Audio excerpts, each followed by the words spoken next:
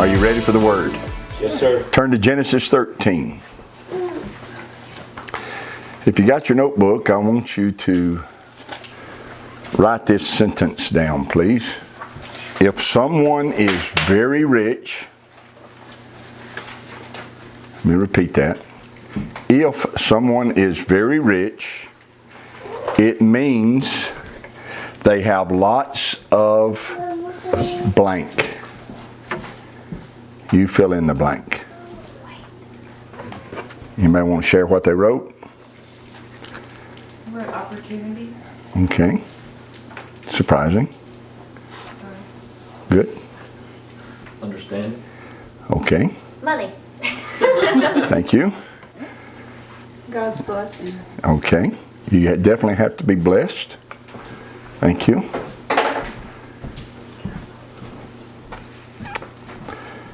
Good deal. I would expect that if we weren't sitting in a spiritual setting, that most of us would have said money. Not necessarily, but a lot of the times that's the way people think, that if you are very rich, it means you have lots of money. It's what I would have said before studying Abraham.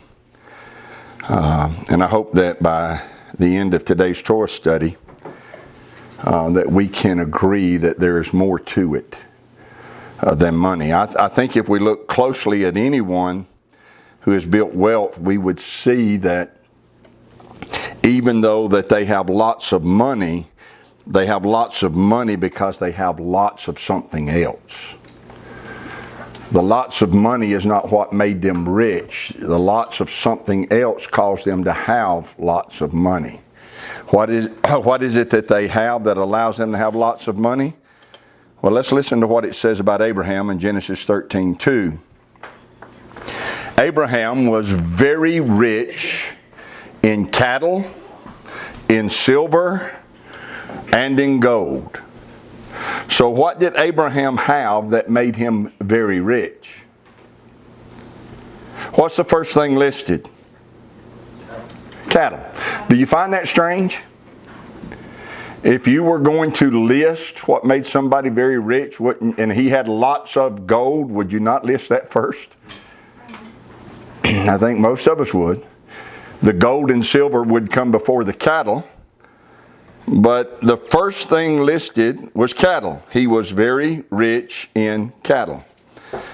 And if we understand what that means, then I think we also will understand what it means when it says that he was rich in gold and silver. Let's go back to the statement we opened with. If someone is very rich, it means they have lots of, and I think the most correct answer we could possibly put there is the word assets. If someone is very rich, it means they have lots of assets. Abraham had assets. What are assets? Well, we used to say, well, Webster says. Now we say Google says. So let me tell you what Google says an asset is.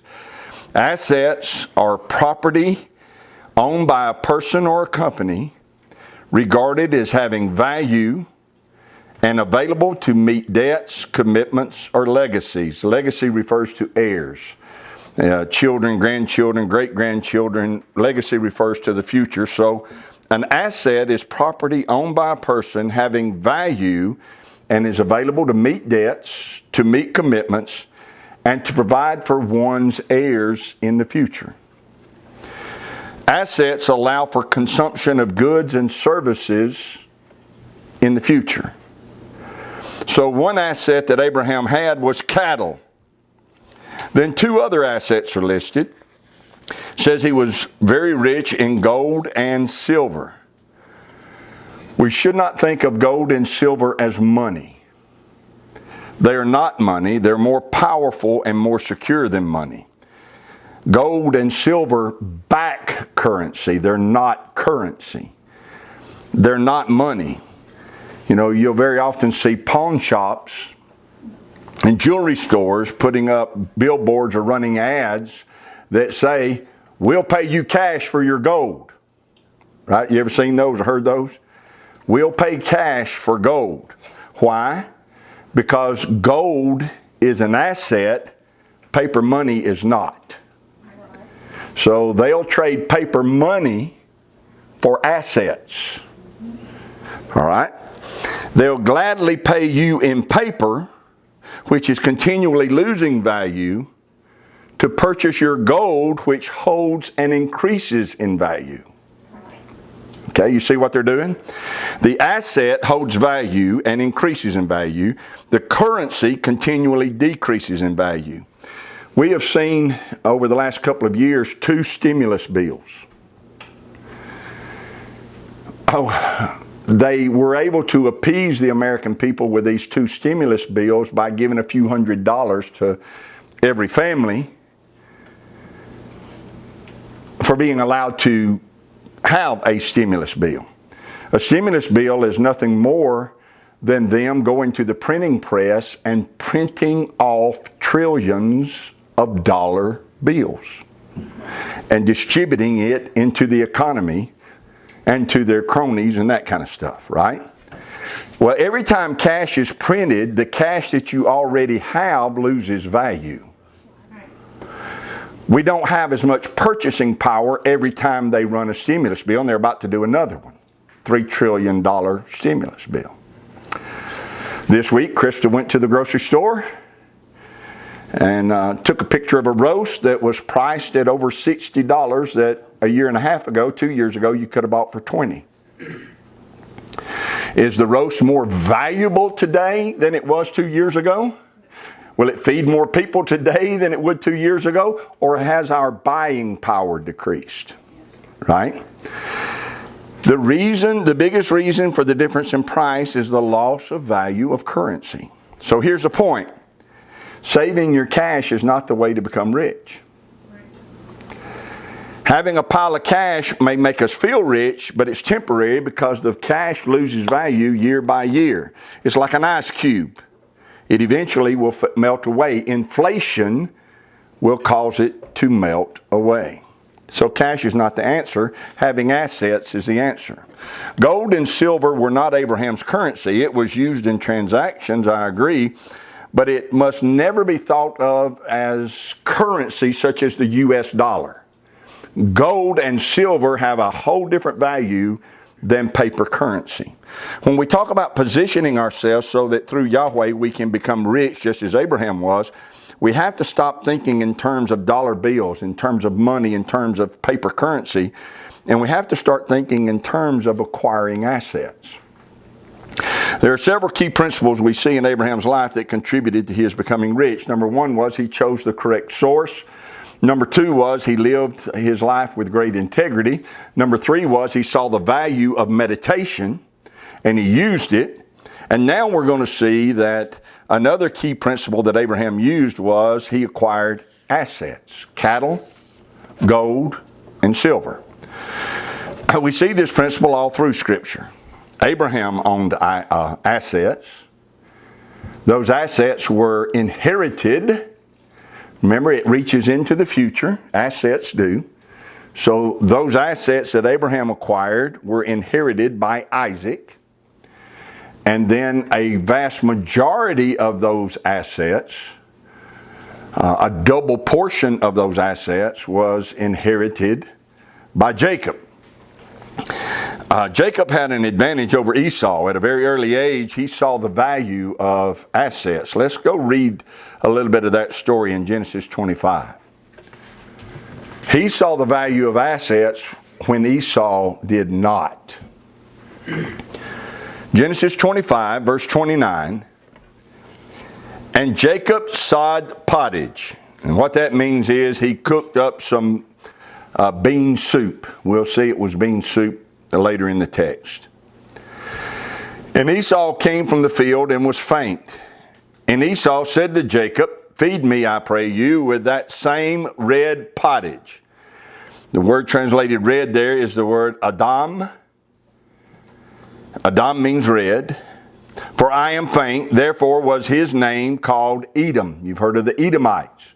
Well, Esau became known as Edom from that day on because the event that's taking place here is so significant that he is fixing to make a horrible deal for some Adam, some red soup, red bean soup. Well, actually, over the red bean soup, not necessarily for the red bean soup.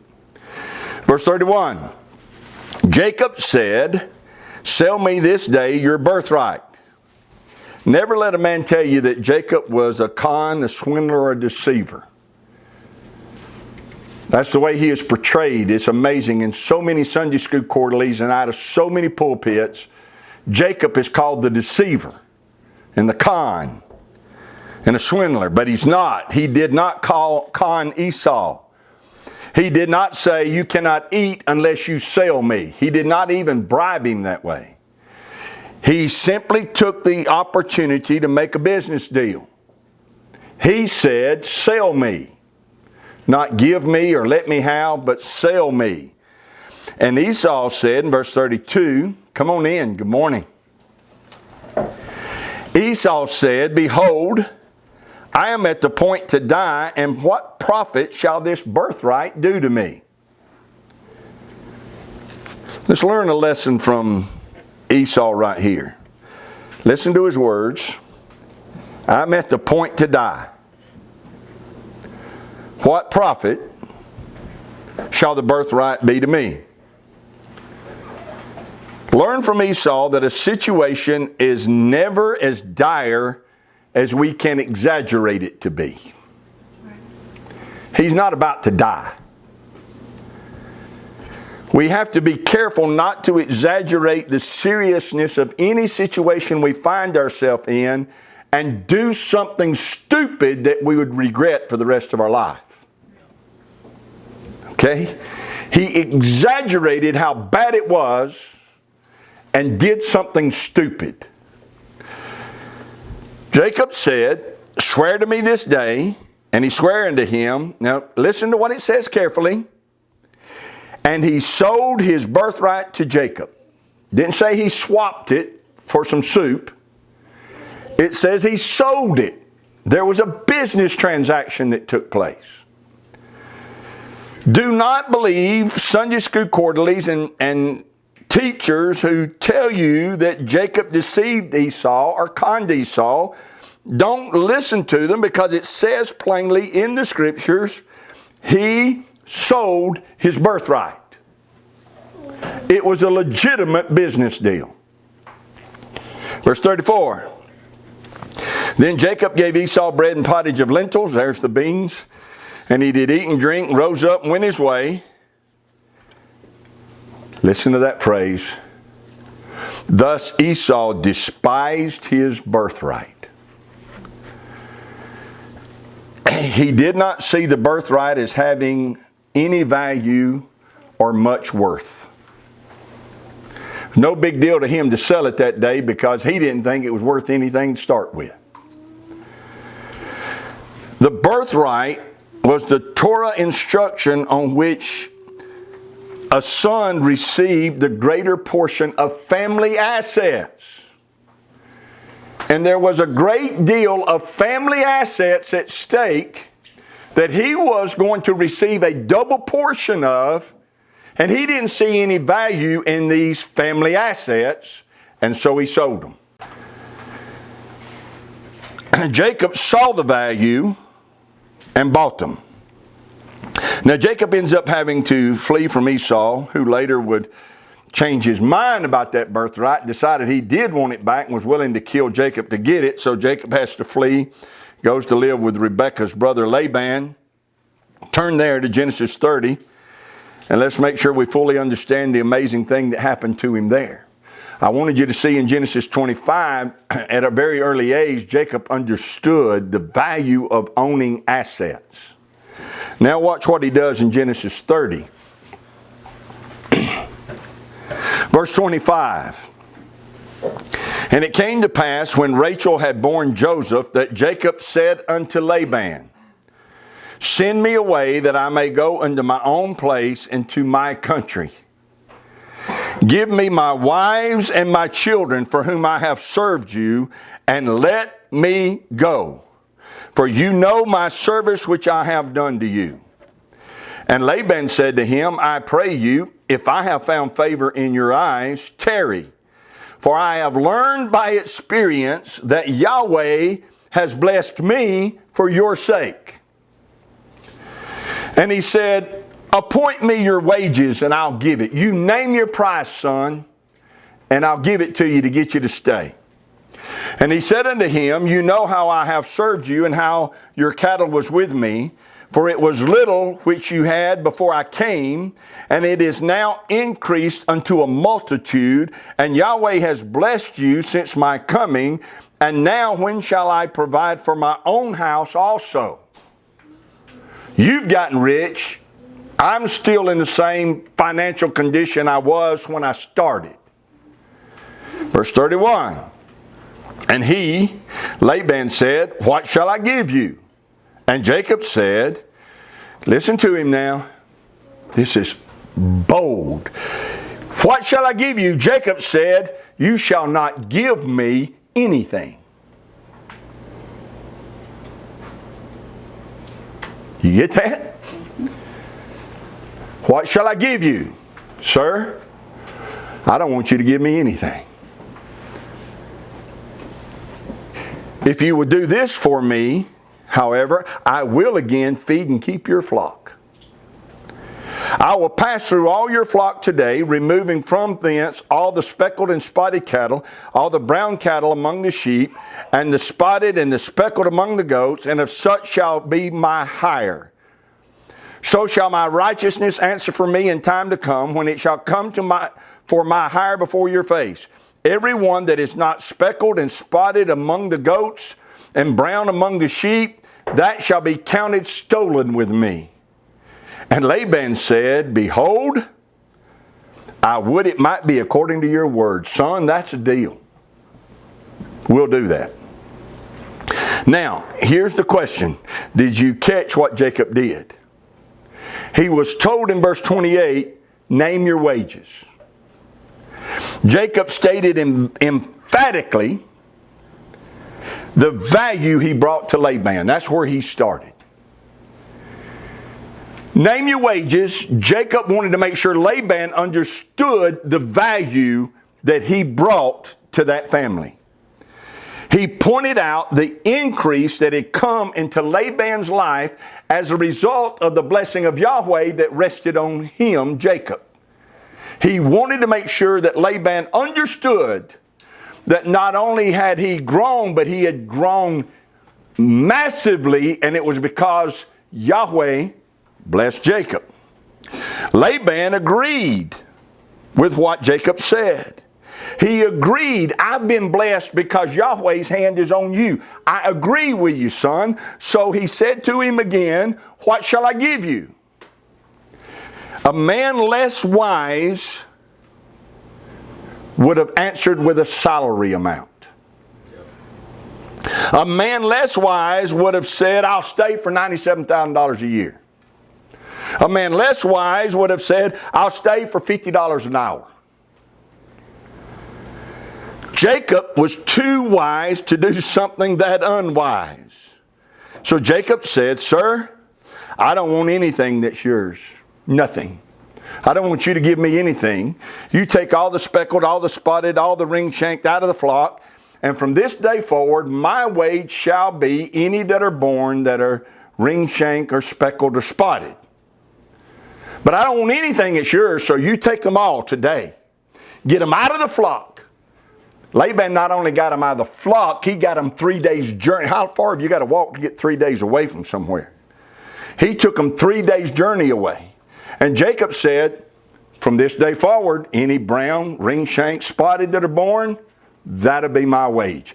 And Laban gladly accepted that deal. Well, here's the question. What kind of deal did Jacob make? Do you see it? He asked for assets, not cash. He asked to own equity in the company. He worked a deal that gave him part ownership of Laban's company. Come on in. Instead of asking for cash, he asked for equity in the company. he became part owner of Laban's company. A company is an asset. You can own one, you can be a joint owner of one, you can own stock in one, and that asset produces cash which leads to sustainable wealth.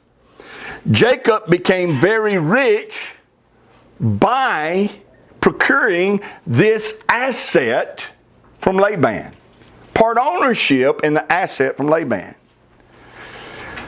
Discovery Channel had a series. I have not watched it. I've just seen clips of it on YouTube. But Discovery Channel had a reality television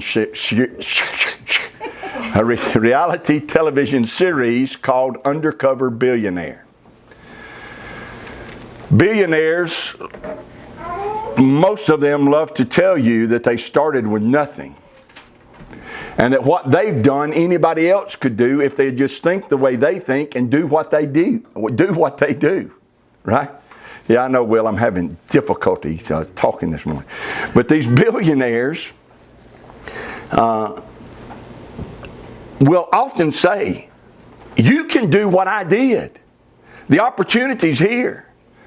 So Discovery Channel challenged them. And what they did, they'd take these billionaires and they would change their appearance. They would give them a fake identity. They'd put them in an older automobile. They'd plant them in a faraway city. They would not give them a house to live in. They would hand them a $100 bill and say, you got 90 days to prove yourself or to fail. $100 is all they were given. One of the guys that I was watching, his name was Grant Cardone. He's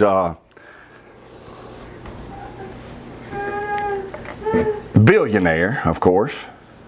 If you look it up, actually, it does not say he has $2.1 billion in cash. If you look up his name, here's what it says. It's very interesting. He has $2.1 billion worth of, everybody say it with me, assets. There's the key. $2.1 billion worth of assets that create the cash that he lives on. Okay? Assets determine wealth, not cash. But anyway, they sent him to a small town. I think it was somewhere in New Mexico, not positive of that. But here's the first thing he did. He said that he looked around this small town and understood that the money in that town would be with business owners. And out of the businesses in that town, he settled on a mattress store. He goes into that mattress store and talks to the owner and says to him, I'm here from LA. My name is such and such, not Grant Cardone, a made up name. My name is such and such. I'm trying to get my family out of LA. I don't have any assets, I don't have any cash with me, but I am good at marketing and good at promotion. And I don't want you to give me anything, sir, but there's a print shop right up the road there. And if you'll call them and tell them that you will pay for $6,000 worth of advertisement and cards and billboards and banners and stuff, I'll give you the biggest weekend you've ever had. And that man agreed. He goes to the print shop, prints up the things he needs, promotes a sale weekend at the mattress store.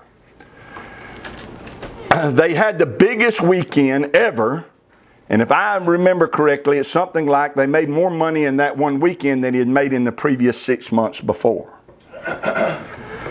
After that big weekend, the owner called Grant Cardone in and laid a $10,000 check in front of him and said, here, I want to pay you for what you did, man. Biggest weekend ever. Thank you so much. Grant pushes a $10,000 check back over and says, sir, I don't want anything that is yours. You hear him? I don't want anything that is yours. But let's look at your records, and whatever you've been doing every month, on an average in your store, that's yours.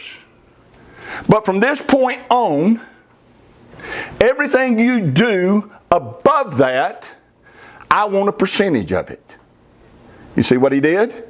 He got equity in that company. Not the $10,000.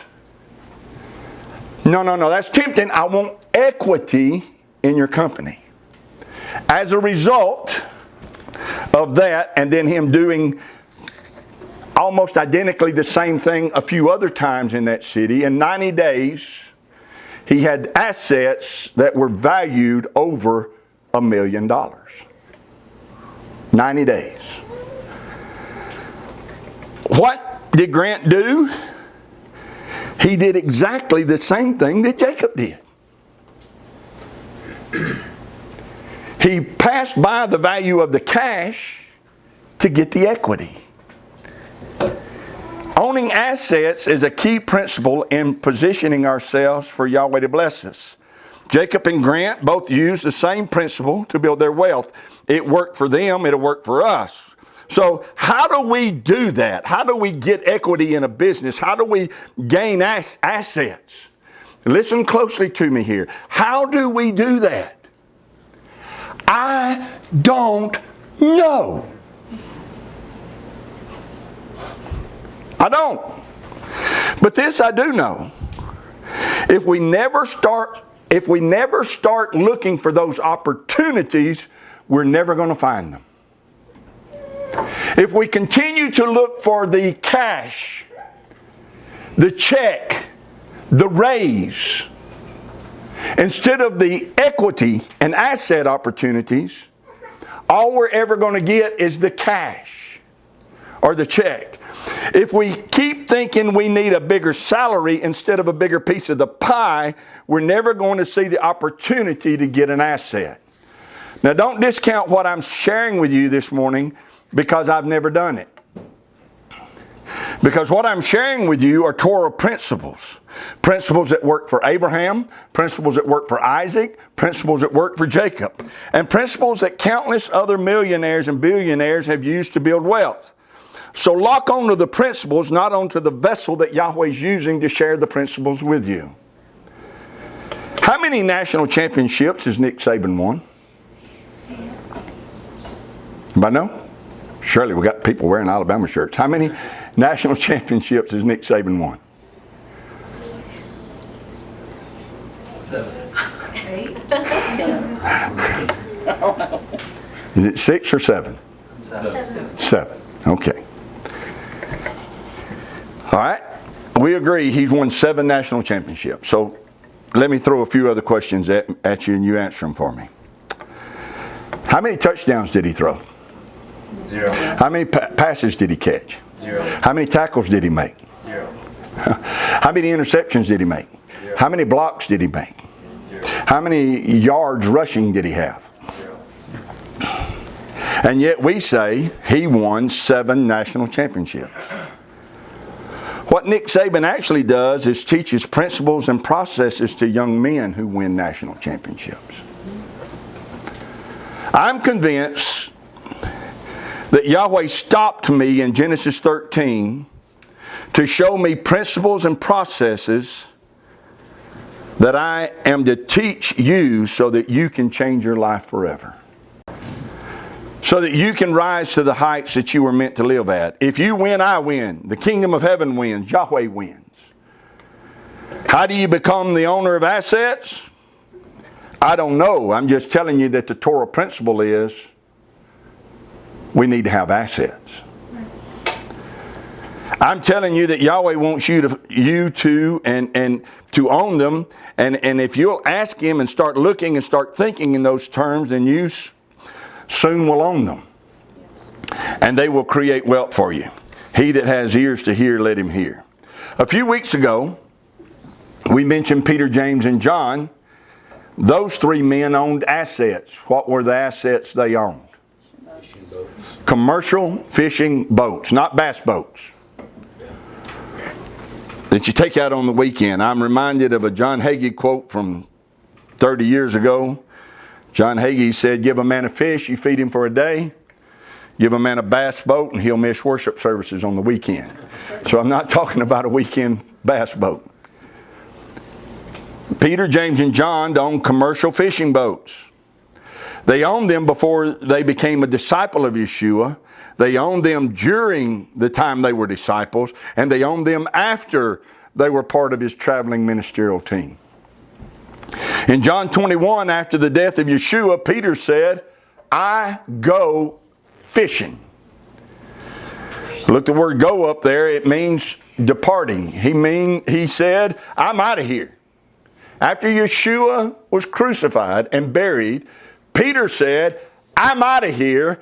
I'm going fishing. I'm going back to what I know.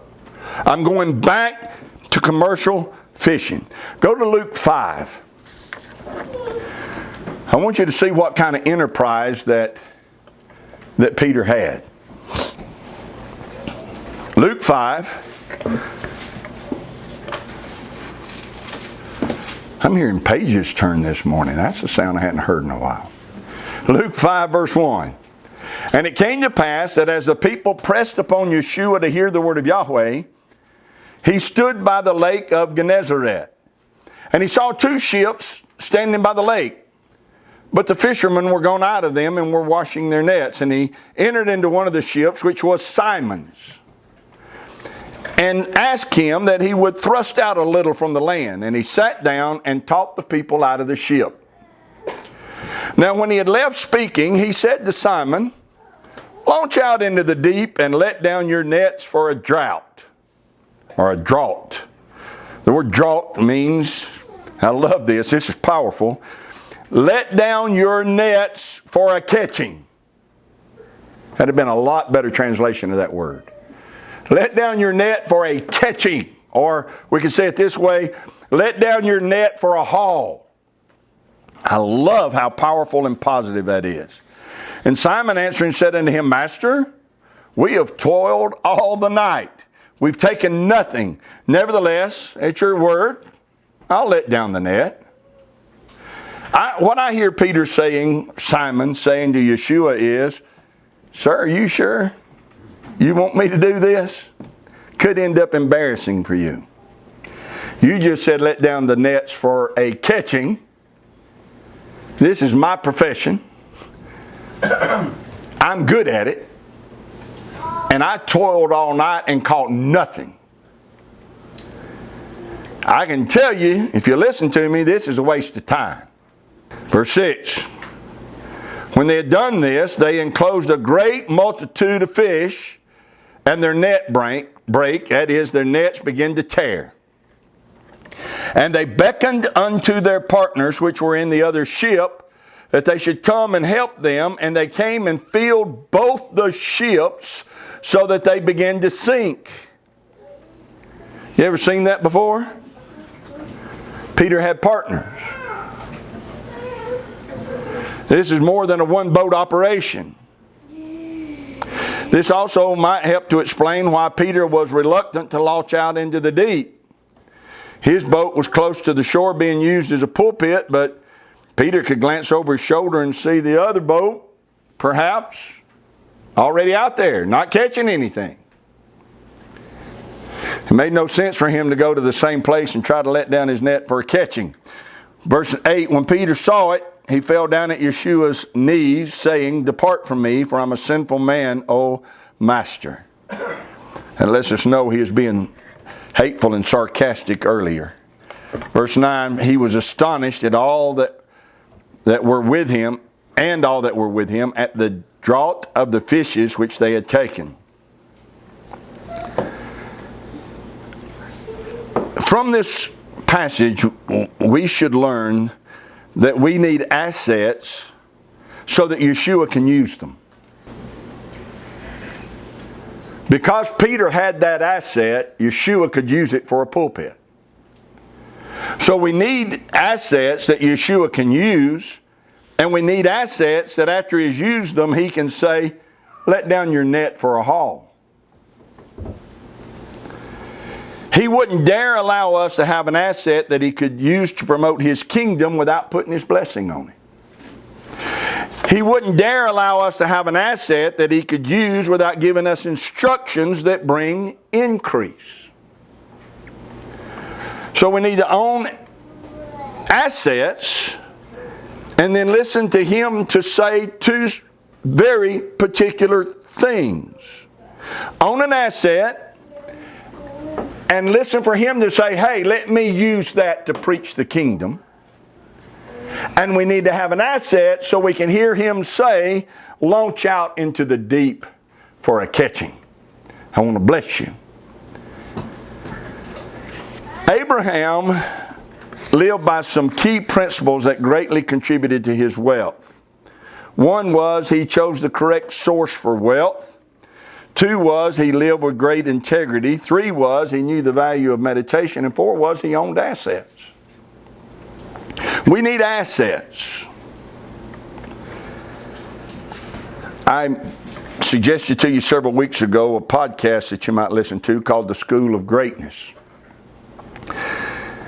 I've listened to several of his podcasts, and one of his guests, I'm not real good at remembering names and I apologize, but one of his guests said that his journey to wealth started at 8 years old with help from his grandmother.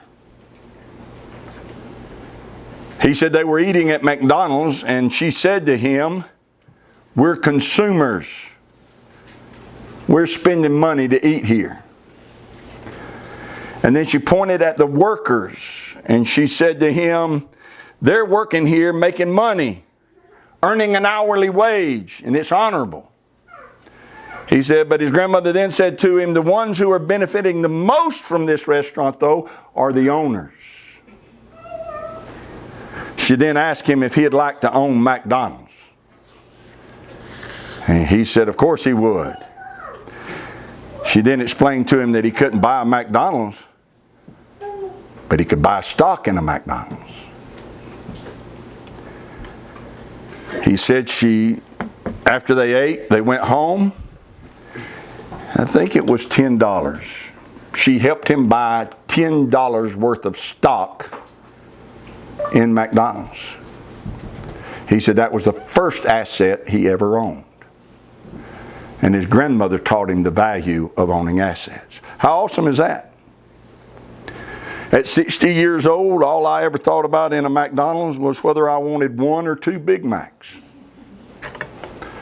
2 all-beef patties, special sauce, lettuce, cheese, pickles, and onions on a sesame seed bun. That's all I ever thought about. I never thought or was taught to think about owning a part of it, having it as an asset. But at 8, this man was taught to think in terms of owning. We need to realize that if we saved $1,000 2 years ago,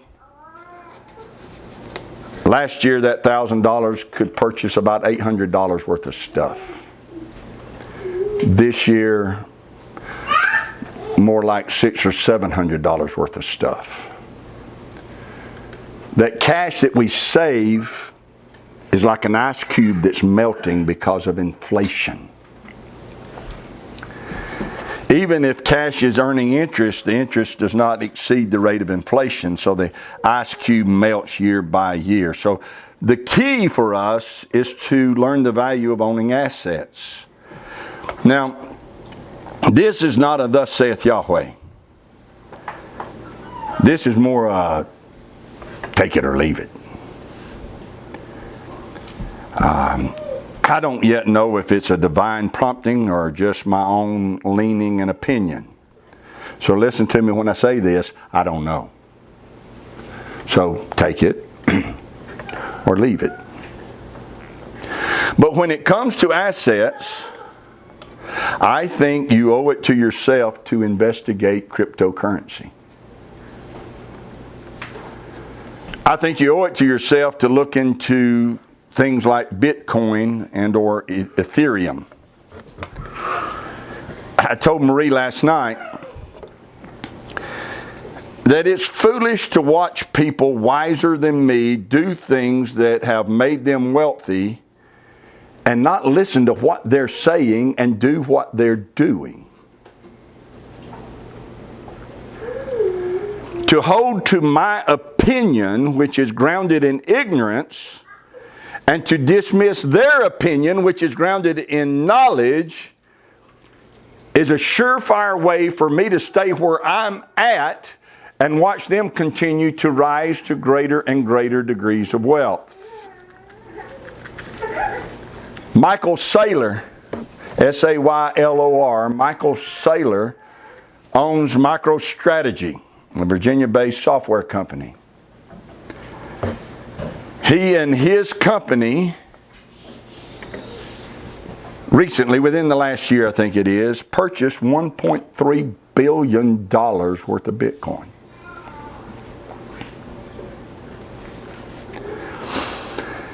The owner and CEO of Tesla and SpaceX, Elon Musk, purchased $1.5 billion worth of Bitcoin. So I had to ask myself, what do they know that I don't know? I can watch and wonder and later say, boy, I wish I had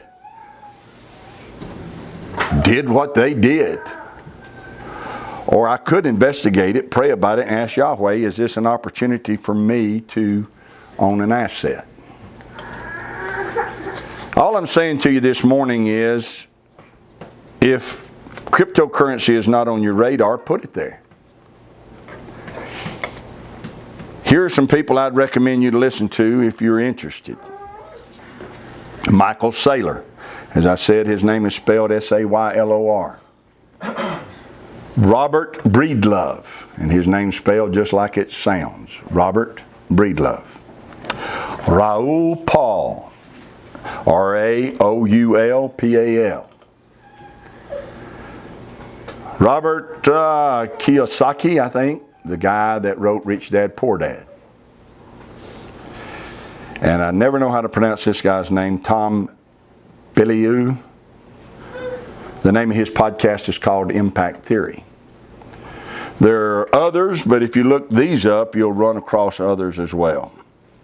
Let me close by saying this, and it's going to be a long closing, but let me close by saying this. Assets produce cash and create a legacy that reaches into the future. Assets are the means by which we create a fishing boat that Yeshua can use and command a blessing upon. Assets are the means by which we cause cash to increase instead of decrease.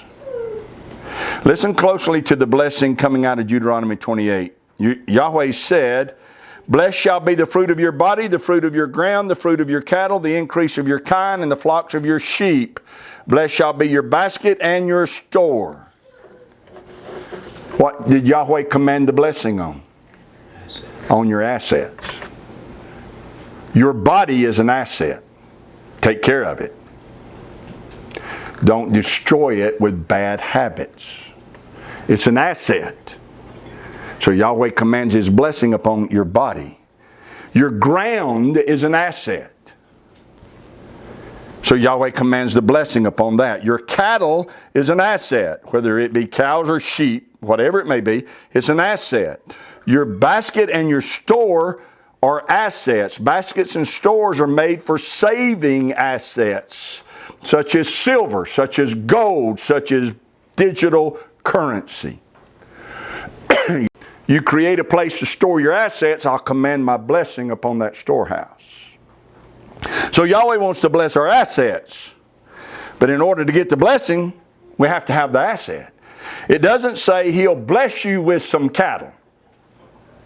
It doesn't say He'll bless you with an asset. It says you get an asset, He'll bless it.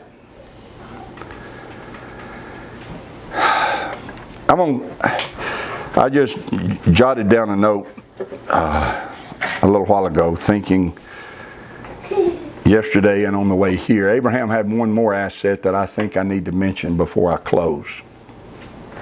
Genesis 13 mentions 3 assets he had: cattle, gold, silver. Genesis 15 mentions what he considered to be his greatest asset. And I think we need to pay heed to that. In Genesis 15, after he had meditated in Genesis 14 and began to confess and say things that spoke to his future, in Genesis 15, Yahweh spoke to him. And Yahweh said to Abraham, I am your exceeding and great reward. Do you remember how how Abraham answered that word from Yahweh? Yahweh said, I am your exceeding and great reward. Blessings are coming on you, son. I'm going to empty out the blessings of heaven on your life. Abraham did not say, hallelujah, thank you, that's great, yes, do it. Abraham said, what are you going to give me? Seeing that I go childless. And you're going to read the story, and I'm paraphrasing, but the conversation that Yahweh has, or Abraham has with Yahweh is, my cattle is awesome, my gold is awesome, my silver is awesome, and I know you can bring increase. You're the possessor of heaven and earth, and I fully expect you to make me rich and bring increase into my life. And here you've declared that's what you're going to do. But life is like a vapor, and then it disappears. What good is all of this stuff you're going to give me if I've got no one to pass it on to? My servant Eleazar, I die, everything goes to him and to his children. This is supposed to be my legacy that I can pass down to my heirs. And you've given me no child. So we need to understand the important asset that family is. We need to understand how important it was for Abraham to have a son. Now don't get offended when I use that word. This is not discounting the value of daughters. We all know that you know the old saying is that no matter how tough and rough a man is, that the daughters he has wrap him around their little finger. Their value cannot be overstated. The love that a father has for them cannot be overstated. But a son is a means by which his name continues into the future. And Yahweh understood that. Abraham understood that. But Yahweh placed so much value on it that Yahweh said if a man died without an heir, that if he had brothers, a brother was to go there and produce a child, and that first child was to bear the name of the brother that had died. Now, if you don't like that, if that bothers you, if you think that's wrong, then you in your unrighteous state and your fallible state and your finite knowledge, you go have an argument with Yahweh, who is holy and righteous. There's no shadow of turning in him, whose wisdom is infinite. You go argue with him and see how it goes. I got a feeling it won't go much better than it did with Job. Yahweh said, it's so important for a man to have an heir, a son heir, that his brother should help him if he should die, that his name might live on. Abraham, understanding this, said to Yahweh, what good is all of this if I don't have a son? And then when you begin to think about that, you understand the value that a daughter has. It's not that they're less valuable. It's just that when they marry, they take on the responsibility of carrying on the name and the lineage of the one they married. A father's son takes his name into the future. Abraham said, There's nothing you can give me that really matters if you don't give me a son. Here's the point I'm trying to make. With every other asset we own, it's going to require time and energy and investment. None of them have the value of our children. And we need to make sure that they're getting our time, our energies, and our efforts, and that we're teaching them at a very young age the principles of Torah. And that we're pouring into them so that they can go into the future, not only with our stuff, but with our understanding of the Torah principles of the Elohim that we serve.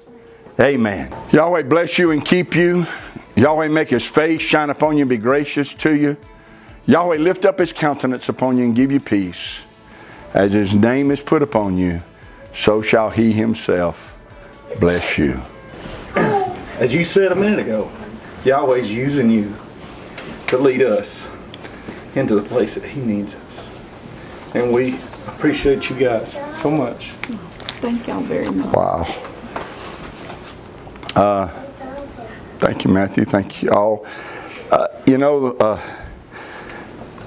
I know I say this every year, and y'all probably wonder how could it be, but every year I forget, but y'all never do.